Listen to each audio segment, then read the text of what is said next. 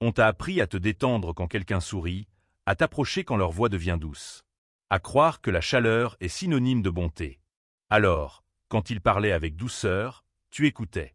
Quand ils avaient l'air sincères, tu leur faisais confiance. Quand ils semblaient amicaux, tu baissais ta garde. Mais tu t'es fait berner plus souvent que tu ne peux l'avouer, pas par des menaces claires, ni par une cruauté bruyante, mais par la douceur, par des visages qui paraissaient sûrs. Par des mots enrobés de miel, mais remplis d'intentions cachées. C'est une blessure que tu n'arrives pas à expliquer, elle ne saigne pas, elle ne marque pas, mais elle reste. Tu as pris la sincérité pour un ton. Tu as confondu le comportement avec la vérité. Mais Machiavel savait mieux. Il écrivait que les gens se laissent berner volontairement, et que les apparences comptent plus que les intentions. Il ne disait pas cela par cynisme. Il le disait pour rester libre. Parce que le monde n'est pas dirigé par les justes. Il est gouverné par ceux qui savent paraître bons tout en jouant une autre partie. Tu n'as pas été trahi par des monstres, mais par des masques, par ceux qui savaient incarner parfaitement le rôle dont tu avais besoin. Ils ont étudié ta gentillesse, imité ton ouverture, donné juste assez pour paraître sincère. Et toi tu leur as tout donné, non pas parce qu'ils le méritaient, mais parce que tu croyais à leur jeu. Voilà le mensonge qui t'a privé de ton pouvoir. Croire que la gentillesse prouve l'intégrité, que le ton d'une voix ne peut mentir, que des yeux souriants disent toujours la vérité. Mais ils peuvent mentir.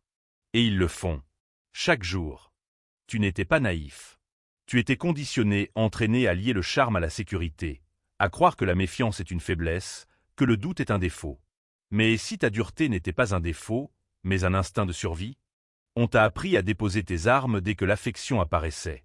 Mais si c'était justement là que tu devais les garder? C'est là que beaucoup perdent avant même d'avoir commencé. Ils confondent les apparences avec l'authenticité. Ils laissent leur besoin de lien surpasser leur prudence. Et dans ce moment d'abandon mal placé, ils cèdent leur pouvoir. Machiavel prévenait, ne surpasse jamais le maître. Ne montre jamais ton jeu. Ne fais jamais confiance aux apparences. Non pas parce que l'humanité est mauvaise, mais parce qu'elle est calculatrice. Et toi tu continues de jouer selon des règles émotionnelles dans un monde qui joue stratégique. Tu n'as pas besoin de devenir froid. Mais tu dois devenir lucide. Parce que ceux qui te blesseront le plus ne sont jamais les ennemis visibles. Ce sont ceux qui sourient tout en t'analysant, qui te complimentent pendant qu'ils t'observent, qui se rapprochent non pas pour t'aimer, mais pour comprendre comment t'influencer. Mais pour comprendre comment te manipuler. Tu veux surpasser le monde? Alors retiens ceci, tous les sourires ne sont pas sincères. Toutes les voix douces ne sont pas bienveillantes. Et toutes les mains tendues ne viennent pas en paix. Certaines s'approchent pour apprendre ton schéma intérieur. Et si tu confonds encore le charme avec la vertu, tu n'es pas prêt à réussir, tu es prêt à être utilisé. On ne peut pas détruire ce qu'on ne peut pas voir. C'est la première règle. Pas parce que tu veux tromper, mais parce que dès qu'ils devinent ta direction, ils cherchent comment la détourner. Les gens ne sabotent pas toujours par haine. Parfois, c'est la peur, la jalousie, ou juste le besoin de contrôler, même si ce qu'ils contrôlent, c'est toi. S'ils peuvent anticiper tes gestes, ils s'y prépareront. S'ils comprennent tes désirs, ils sauront les retourner contre toi. Alors tu n'as qu'un devoir essentiel, reste illisible. Machiavel l'avait compris bien avant que la psychologie moderne ne lui donne un nom. Il ne parlait pas en termes d'émotion. Il parlait de résultats. Cache tes intentions non par cruauté, mais par stratégie. Car la transparence est une monnaie précieuse qu'il faut économiser. Plus ils en savent, plus ils interviennent. Plus ils supposent, plus ils manipulent. Laisse-les imaginer, mais ne confirme jamais. Tu as été entraîné à trop en dire, à te justifier, à clarifier tes raisons au nom de l'honnêteté, de la décence, de la clarté. Mais combien de fois ton ouverture s'est-elle retournée contre toi? Combien de fois tes vérités ont-elles été déformées pour te nuire? Il n'y a aucun mérite à être un livre ouvert. Aucune récompense à l'accessibilité émotionnelle. Tu crois construire la confiance. En réalité, tu rédiges un manuel qu'ils consulteront quand viendra le moment de frapper. Tu dois devenir plus difficile à lire. Parle moins. Oriente avec ambiguïté. Laisse ton silence créer le doute. S'ils ne comprennent pas tes désirs, ils ne pourront pas toucher à tes peurs. Et s'ils ne perçoivent pas tes failles, ils ne pourront pas les utiliser. Et si tu arrêtais d'annoncer tes projets avant qu'ils n'aboutissent? Et si tu cessais de donner aux autres le plan de ton esprit juste pour qu'ils te comprennent? Ils n'ont pas besoin de savoir ce que tu construis. Ils n'ont pas besoin de connaître ton ressenti. Laisse-les ressentir ton absence avant de pouvoir déchiffrer ta présence. C'est ainsi que le pouvoir grandit non par exposition, mais par tenue. Ils diront que tu as changé, que tu es devenu froid, distant, calculateur. Qu'ils le disent. Ce sont les mots de ceux qui perdent l'accès. Ceux qui se nourrissaient de ta transparence. Ceux qui dépendaient de tes habitudes pour se sentir à l'aise près de toi. Quand ils ne savent plus ce que tu veux, ils commencent à craindre ce que tu pourrais faire. Cette peur, cette incertitude, c'est ta meilleure défense. Machiavel disait que même les plus vertueux doivent apprendre à marcher dans l'ombre. Non pas parce que l'obscurité est noble, mais parce que la lumière t'expose trop facilement. Tu veux surpasser les autres? Alors arrête de leur tendre le mode d'emploi. Laisse-les voir ton sourire, mais pas ta stratégie. Qu'ils entendent tes mots, mais jamais ton intention. Car dès l'instant où ils ne peuvent plus te prévoir, ils perdent toute possibilité de contrôle. Tu pensais que ta disponibilité faisait ta valeur.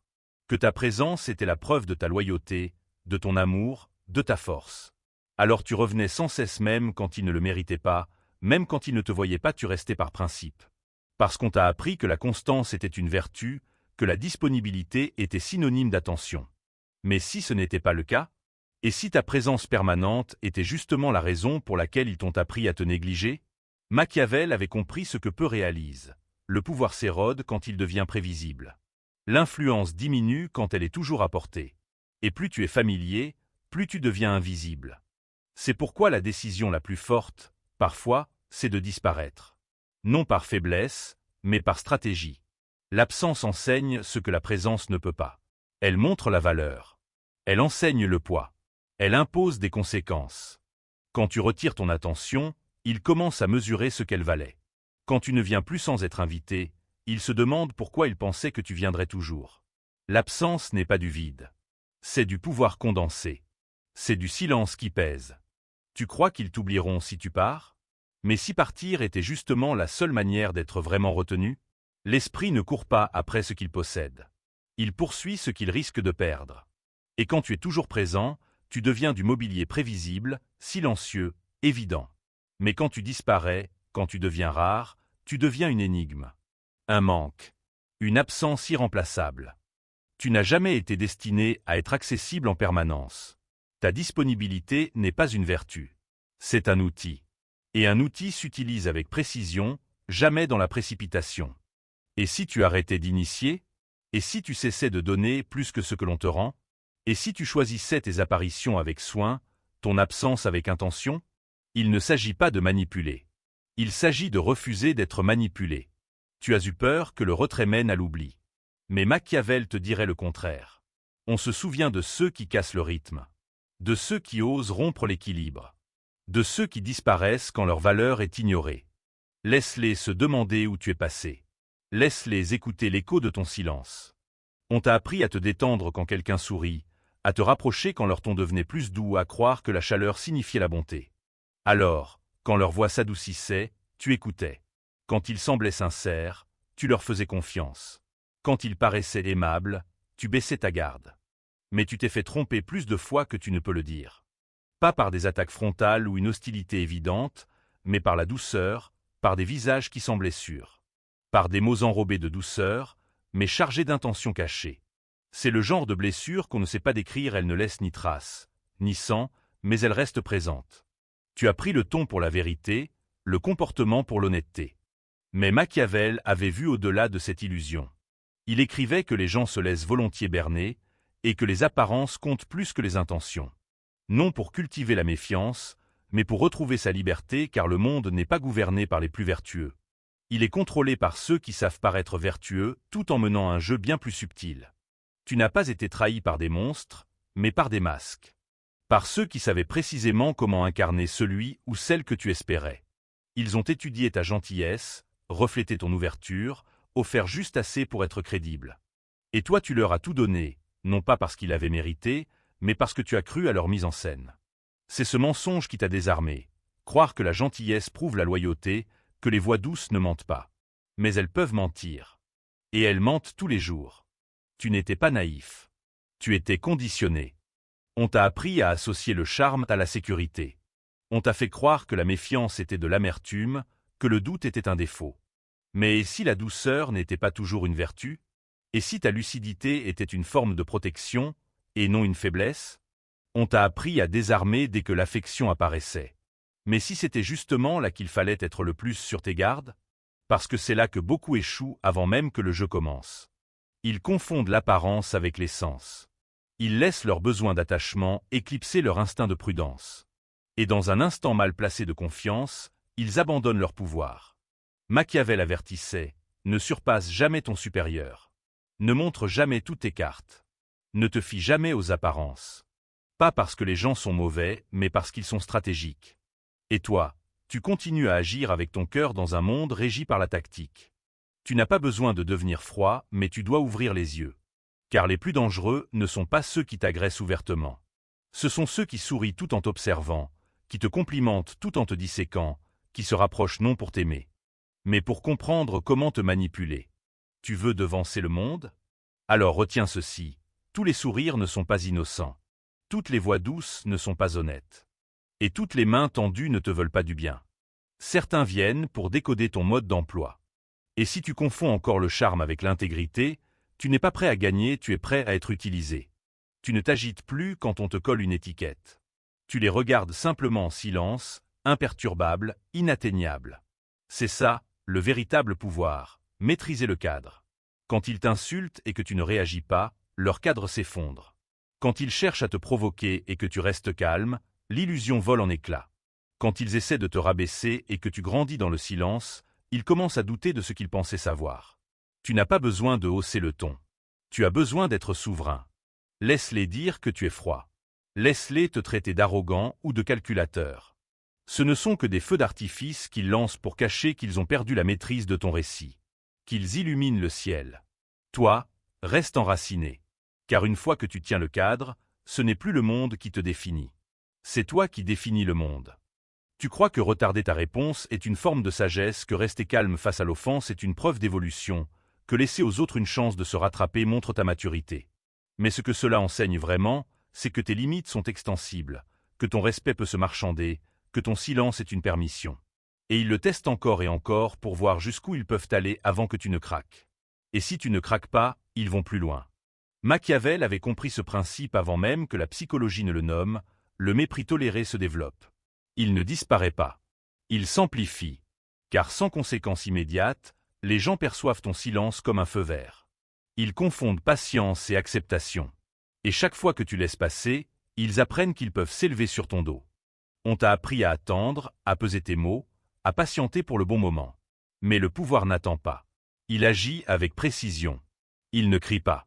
Il ne prévient pas. Il impose sans drame, sans émotion, sans justification. Tu pensais que répondre avec force te rendait mesquin. Mais l'indifférence est la véritable arme, une limite imposée froidement, silencieusement, sans réaction, qui marque plus profondément que n'importe quel discours. Elle ne supplie pas pour être comprise. Elle n'attend pas d'excuses. Elle clôt le chapitre. Tu n'as pas besoin de crier. Tu as besoin de disparaître. Tu dois cesser d'expliquer pourquoi ce qu'ils ont fait t'a blessé. Tu dois arrêter de rouvrir les portes quand ce qui est nécessaire, c'est la fermeture définitive. Le mépris n'est pas un simple acte. C'est une question silencieuse. Jusqu'où es-tu prêt à t'effacer pour que je sois à l'aise?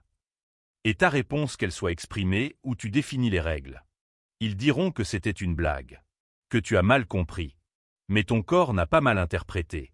Ton instinct ne s'est pas trompé sans raison. Et plus tu cherches à minimiser, plus ils apprennent à manier la langue de ta complaisance.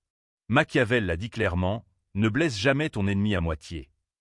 Car s'il survit, il reviendra se venger. Si tu dois frapper, fais-le de manière à ce qu'il n'y ait plus de riposte à craindre. Tu ne réagis plus quand on te déforme. Tu les regardes simplement silencieux, inébranlables, inaccessibles.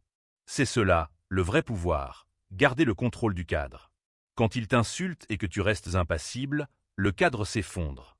Quand ils cherchent à te provoquer et que tu ne bouges pas, l'illusion tombe.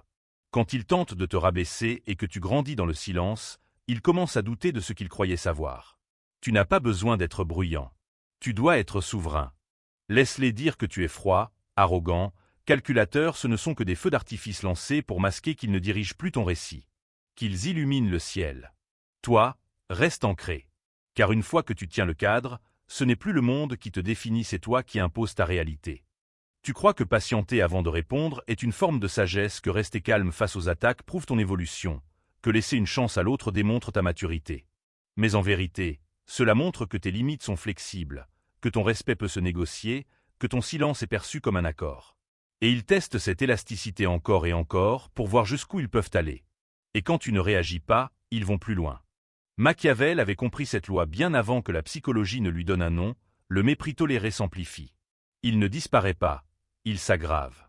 Sans réaction immédiate, les gens pensent avoir le droit. Ils croient que ton silence est une acceptation. Et chaque fois que tu laisses passer, tu leur apprends qu'ils peuvent monter plus haut sur ton dos. On t'a appris à attendre, à peser chaque mot, à choisir le bon moment. Mais le pouvoir n'attend pas. Il agit avec précision. Il ne crie pas. Il ne prévient pas. Il agit sans émotion, sans drame, sans justification. Tu pensais que répondre avec force faisait de toi quelqu'un de mesquin. Mais c'est l'indifférence qui est l'arme véritable, une limite posée froidement, calmement, sans réaction, qui marque plus profondément que n'importe quelle explication. Elle ne demande pas d'excuses. Elle ne cherche pas à être comprise. Elle met fin au jeu. Tu n'as pas besoin de crier. Tu as besoin de disparaître. Tu dois cesser de justifier ta douleur. Tu dois arrêter d'ouvrir des portes à ceux qui n'ont plus leur place. Le manque de respect n'est pas qu'un comportement, c'est un test. Une question silencieuse qui demande « Combien de toi es-tu prête à abandonner pour que je sois à l'aise ?» Et ta réponse exprimée ou non fixe la règle du jeu. Ils diront que c'était pour rire. Ils diront que tu as mal compris. Mais ton corps, lui, n'a pas mal interprété. Ton instinct n'a pas tremblé sans raison. Et plus tu cherches à expliquer, plus ils deviennent experts dans la langue de ta soumission. Machiavel l'a dit sans détour, ne blesse jamais ton ennemi à moitié. Car s'il survit, il cherchera à se venger. Si tu dois agir, fais-le de manière à ce qu'il ne reste rien à craindre ensuite. Et dans ton monde, l'ennemi ne se présente pas toujours comme quelqu'un qui te déclare la guerre. Parfois, c'est l'ami qui transforme lentement ton silence en terrain de jeu. Alors que se passe-t-il si, cette fois, tu ne laisses pas passer? Que se passe-t-il si, au moment où ils franchissent la limite, tu t'arrêtes pas par passivité, mais avec maîtrise? Pas parce que tu es blessé, mais parce que tu as fini. Et si ta limite n'était pas une discussion, mais un mur qu'ils percutent brutalement et sans avertissement? Laisse-les ressentir ça. Laisse-les éprouver l'absence de ton accès. Qu'ils sentent la netteté de ton détachement non dans la colère, mais dans la distance. Non dans le bruit, mais dans l'absence. Parce que faire respecter une limite sans émotion, ça les déstabilise. Ils sont habitués aux crises, aux larmes, aux explications. Ce qu'ils ne savent pas gérer, c'est le silence qui ne cherche pas à réparer une porte qui se ferme sans jamais vouloir se rouvrir. Et c'est là l'essentiel. Tu n'apprends pas aux gens à te respecter par des mots. Tu leur apprends en refusant d'être là où tu dois constamment expliquer pourquoi tu comptes. Ils disent t'aimer. Ils disent tenir à toi. Mais ils savent exactement comment t'atteindre. Ils connaissent le bon moment, le bon ton, les failles discrètes de ton esprit. Ils n'ont pas besoin de te dominer. Il leur suffit d'avoir accès à toi. Et ils ont étudié ton mécanisme, comment tu réagis à leurs larmes, comment tu t'adoucis quand ils se montrent fragiles, comment la culpabilité est devenue ta laisse. Ils n'ont pas besoin de chaînes. Tu la portes toi-même, serré par ta propre empathie. Tu as confondu disponibilité émotionnelle et exposition émotionnelle. Tu as pris la proximité pour de la transparence. Mais Machiavel t'aurait dit, ne montre jamais l'entière forme de tes pensées, même à ceux qui sont proches. Non pas parce que l'intimité est mauvaise, mais parce que la prévisibilité est une reddition. Une fois qu'ils connaissent ton rythme, ils n'ont plus besoin de te forcer. Il leur suffit de répéter. Tu leur as facilité la tâche. Tu as répondu à chaque question, expliqué chaque silence, justifié chaque choix. Tu t'es rendu transparent au nom de la confiance.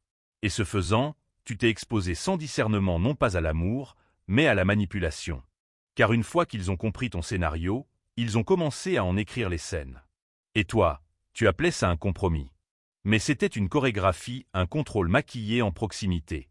Chaque fois que tu réagissais pareil, ils notaient. Chaque fois que tu pardonnais trop vite, ils comptaient les secondes entre la douleur et la réconciliation. Ce n'était pas une relation. C'était un rituel, un schéma qu'ils savaient activer. Et maintenant, ton « non » ne leur fait plus peur, car ils savent qu'il est conditionnel. Qu'il vient avec de la douceur, des hésitations, une sortie de secours pour revenir. Et si tu devenais illisible? Et si ta réaction n'était plus celle qu'ils attendent? Et si ton silence ne signifiait plus la confusion, mais la fin? Et si ta gentillesse ne se pliait plus en obéissance? Là, ils ne sauraient plus quoi faire de toi. Ils trébucheraient, s'agiteraient, tenteraient toutes les anciennes tactiques. Plaisanterie, larmes, absence, affection. Mais lorsque vous devenez illisible, ils perdent leur boussole. Et sans boussole, ils perdent le contrôle. Vous pensez que les gens veulent vous connaître profondément, mais beaucoup cherchent en réalité à savoir comment vous manipuler, à comprendre ce qui vous fait vaciller, ce qui vous fait céder. Plus ils en savent, plus ils vous naviguent comme un terrain qu'ils ont conquis.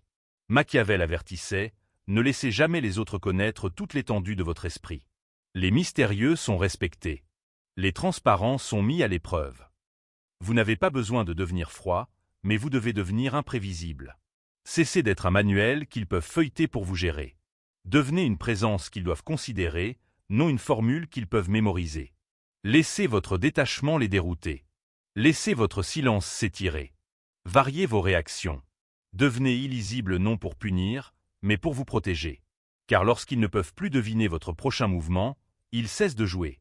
Et c'est alors que vous commencez à diriger non par visibilité, mais par mystère. Non en étant bruyant, mais en étant intouchable. Vous avez porté le mot « loyal » comme un insigne, comme une preuve de votre caractère, comme quelque chose de sacré. Vous êtes resté bien après qu'ils aient cessé de mériter votre présence. Vous avez continué à donner, à pardonner, à rester. Parce que la loyauté, vous a-t-on dit, était noble. Parce que partir vous rendait égoïste. Parce qu'être fidèle au chaos de quelqu'un d'autre signifiait que vous étiez bon. Mais Machiavel aurait ri de cette illusion. Non pas parce que la loyauté est sans valeur, mais parce que la loyauté sans stratégie est un suicide. Ils ne sont pas restés loyaux envers vous. Ils sont restés loyaux envers ce que vous leur donniez votre stabilité, votre disponibilité, votre silence. La façon dont vous ne remettiez jamais en question leur inconsistance. Et pourtant, vous appeliez cela de l'amour. Vous appeliez cela un devoir. Mais si ce n'était ni l'un ni l'autre? Et si c'était un conditionnement? Et si c'était de la peur? Vous étiez loyal envers leur potentiel, envers leurs meilleurs moments, envers les fragments qu'ils offraient entre les trahisons. Et chaque fois qu'ils vous laissaient tomber, vous vous disiez qu'ils étaient juste perdus, confus, en train de guérir. Mais Machiavel disait, la loyauté qui ne peut être punie n'est pas réelle. Et c'est ce que vous avez oublié. Vous avez donné votre loyauté comme un cadeau, sans rien attendre en retour. Mais tout ce que vous leur avez appris, c'est que vous resteriez, peu importe jusqu'où ils s'éloignaient. Vous pensez que la loyauté est une vertu. Mais la loyauté sans normes est de la servitude. Ils vous ont vu rester quand vous auriez dû partir. Ils vous ont vu expliquer leur absence aux autres. Ils vous ont vu protéger leur nom pendant qu'ils jetaient le vôtre. Et ils ont appris. Ils ont appris que votre seuil était infini, que votre pardon n'avait pas de date d'expiration. Votre amour n'avait aucune condition. Ce n'était pas de la loyauté, c'était de l'accès. Et ils en ont profité à merveille. Vous ne leur avez jamais demandé de vous mériter, jamais exigé qu'ils égalent votre profondeur, jamais imposé le coût de votre absence. Vous n'avez fait que prouver votre valeur, en espérant qu'ils finiraient par la reconnaître. Mais Machiavel savait que ce qui est constamment offert n'est pas estimé. Ce qui est redouté de se perdre est ce qui a le plus de prix. Ce qui exige un effort pour être atteint est ce qui élève. Vous croyiez que partir était une trahison. Mais rester, malgré la ruine, c'était vous trahir vous-même. Alors cessez de nommer loyauté ce qui n'est que peur du renouveau. Cessez d'appeler amour ce qui n'est qu'une dépendance au connu. Cessez de croire que votre endurance est une preuve de force. Parfois, le geste le plus puissant que vous puissiez faire est de reprendre ce que vous donniez sans réserve. Vous n'êtes pas un ancrage. Vous n'êtes pas une épreuve visant à tester jusqu'où on peut vous malmener avant que vous ne rompiez. Vous n'êtes pas fidèle à la destruction. Vous êtes fidèle à votre paix, à vos exigences, à votre intégrité. Ils veulent votre loyauté, qu'ils la méritent. Et s'ils n'en sont pas capables, qu'ils découvrent ce que c'est que de perdre ce qu'ils croyaient acquis à jamais. Car plus vous restez fidèle à ceux qui vous manquent de respect, plus vous envoyez au monde le message que vous n'avez pas de valeur. Or vous en avez une. Votre valeur ne réside pas dans la durée de votre patience, mais dans la vitesse avec laquelle vous partez quand restez-vous coûte votre âme. Vous pensiez que votre gentillesse vous protégerait. Que si vous étiez assez doux, assez conciliant, le monde vous le rendrait. Vous croyez que si vous étiez facile à aimer, vous seriez en sécurité. Que si vous ployiez assez, il cesserait de pousser. Que si vous donniez sans résistance, il cesserait de prendre. Mais ils n'ont pas arrêté. Ils ont continué. Et une fois qu'ils ont tout pris, ils ont voulu plus encore. Vous avez pris votre bonté pour une armure. Mais ce n'était pas une protection. C'était un appât. Machiavel ne croyait pas à la pureté morale non pas parce qu'il rejetait l'éthique, mais parce qu'il connaissait le monde réel. Il avait compris que dans un monde peuplé de prédateurs, l'innocence est un signal. Elle annonce que vous ne vous défendrez pas, que vous chercherez à comprendre plutôt qu'à résister, que vous supporterez en silence, croyant que votre douleur vous rend vertueux. Mais ce n'est pas le cas. Cela fait seulement de vous une cible facile. Vous êtes resté doux quand il aurait fallu vous affûter. Vous avez souri quand il aurait fallu fixer. Vous vous êtes excusé de votre gêne, de vos limites, de vos attentes comme si vouloir plus signifiait être ingrat. Mais la vérité, c'est que vous n'étiez pas ingrat. Vous étiez en train de disparaître. On vous a appris que pour être aimé, il fallait être moins. Voilà le mensonge que la bonté suffit, que la gentillesse est une force, que celui qui souffre en silence est un héros. Mais regardez autour de vous. Qui détient le pouvoir? Qui impose sa présence en entrant dans une pièce? Qui est écouté, suivi, respecté? Ce n'est pas celui qui fuit l'affrontement. Ce n'est pas celui qui s'efface pour apaiser les autres. C'est celle qui impose l'ambiance. Celle qui ne tremble pas. Celle qui n'a pas besoin d'être aimée pour avancer. Tu n'es pas là pour plaire. Tu n'es pas là pour te rendre assez douce pour que tout le monde te supporte. Tu es ici pour exister, sans t'excuser. Et si ta présence dérange, qu'il en soit ainsi. Tu t'es déjà trop souvent plié pour être acceptable. Être gentil ne t'a pas protégé. Cela t'a rendu prévisible. Et ce qui est prévisible est facile à manipuler. On peut en profiter sans crainte, car cela ne se rebelle pas, ne bouscule rien. Ça reste. Mais rester n'a rien de vertueux si cela signifie t'oublier toi-même. Alors, que se passerait-il si tu cessais de vouloir être bonne? Pas mauvaise, pas cruelle, juste sincère, juste souveraine. Et si tu laissais tomber la mascarade pour te tenir debout, pleinement, même si cela fait trembler la pièce? Et si ta nouvelle définition du bien incluait la distance, le silence, l'absence, lorsque ta présence n'est pas méritée? On t'a appris que l'amour, c'est le sacrifice. Que se soucier de quelqu'un, c'est tout donner sans compter. Mais Machiavel t'aurait averti. Seul un naïf donne sans condition, et seul un inconscient croit que l'affection protège. Alors arrête de te cacher derrière la gentillesse. Ne te rétrécis plus derrière les bonnes intentions. Cesse de croire que ta vertu te mettra à l'abri de la manipulation.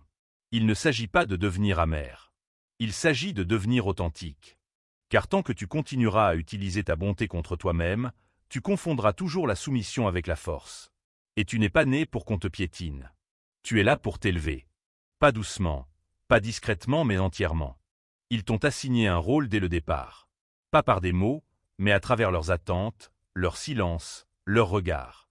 Tu es devenue la fiable, celle qui pardonne, qui apaise celle qui ne demande rien, qui est toujours là, toujours prête, toujours conciliante. Et tu as endossé ce rôle. Tu en as porté le masque. Tu as appris les répliques, convaincu que c'était ça, l'amour. Que c'était ça, le lien. Mais ce n'était que du contrôle, camouflé en habitude. Tu n'as pas vu, au début, comment tu as cessé, peu à peu, de demander ce dont tu avais besoin. Comment ta voix s'est adoucie quand elle aurait dû s'affirmer. Comment tes convictions sont devenues flexibles. Tu t'es dit que tu faisais des compromis. Mais ce n'était pas vrai. Tu t'effaçais petit à petit, en sacrifiant des morceaux de toi pour maintenir leur scénario. Et on t'a félicité, pour ta sagesse, ta compréhension, ta grâce. On t'a qualifié de forte, mais seulement parce que ton silence les arrangeait. On t'a appelé sage, mais juste parce que ta retenue servait leur confort. Tu n'étais pas admiré. Tu étais contrôlé. Machiavel l'avait déjà compris bien avant que cela ne devienne une stratégie émotionnelle. Les gens ne sont pas fidèles à la vérité. Ils sont fidèles à l'image de toi qui les avantage, celle qui évite les conflits, qui préserve l'équilibre, qui ne met jamais en péril leurs illusions. Mais que se passe-t-il lorsque tu cesses de jouer le rôle? Quand tu réduis le scénario en cendres. On te traite d'égoïste, de froide, de changer. On t'accuse de t'éloigner, de ne plus ressentir, de retenir parce qu'ils n'ont plus l'accès qu'ils avaient avant. Parce que tu n'es plus ce personnage fiable dans leur mise en scène. Tu es sorti des projecteurs, et ils ne savent plus quoi faire du vide laissé par ton obéissance. Et c'est là que tu comprends, ce n'était jamais de l'amour. C'était du contrôle grimé en bienveillance, du rythme présenté comme du respect, un rôle façonné pour leur confort, jamais pour ta vérité. Tu ne les as pas perdus. Tu as laissé tomber l'illusion. Et maintenant, un choix se présente. Réécrire ton personnage ou continuer à t'effacer dans le leur. Et si tu prenais la parole avant qu'on te la donne? Et si tu arrêtais d'enrober la vérité? Et si tu t'éloignais sans avoir besoin d'être comprise? Leur malaise quand tu changes n'est pas une alerte d'erreur. C'est le signe que tu ne fais plus ce qui les rassurait. Brûle le texte. Laisse-les être déroutés.